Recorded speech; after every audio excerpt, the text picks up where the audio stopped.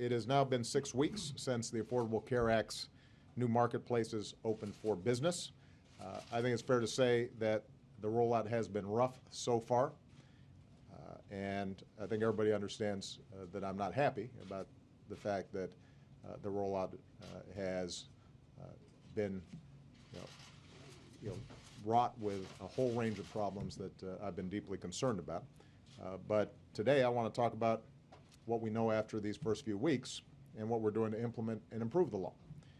Yesterday, the White House announced that in the first month, more than 100,000 Americans successfully enrolled in new insurance plans.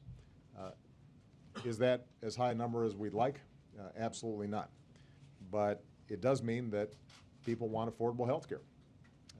The problems of the website have prevented too many Americans from completing the enrollment process, and that's on us, not on them. Bottom line is, in just 1 month, despite all the problems that we've seen with the website, more than 500,000 Americans could know the security of health care by January 1st, many of them for the first time in their lives. And that's life-changing, and it's significant. That still leaves about 1 million Americans who successfully made it through the website, now qualified to buy insurance, but haven't picked a plan yet.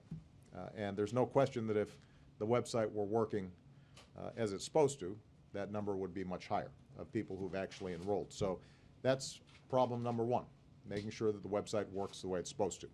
It's gotten a lot better over the last few weeks than it was on the first day, but we're working 24/7 to get it working for the vast majority of Americans in a smooth, consistent way.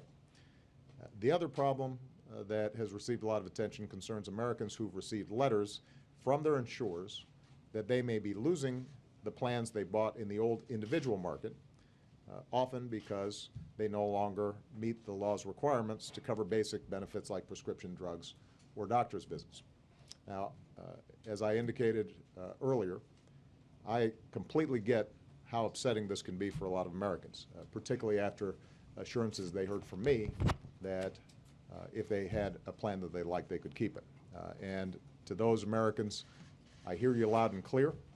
I said that I would do everything we can to fix this problem, and today I'm offering an idea that will help do it.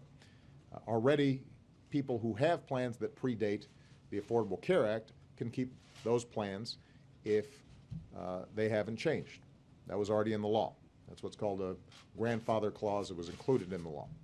Today, we're going to extend that principle both to people whose plans have changed since the law took effect and to people who bought plans since the law took effect.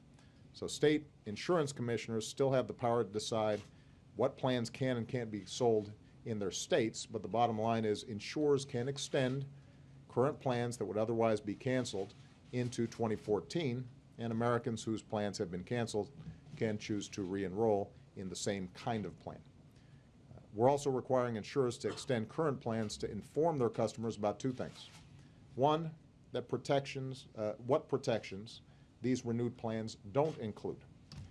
Number two, that the marketplace offers new options with better coverage and tax credits that might help you bring down the costs.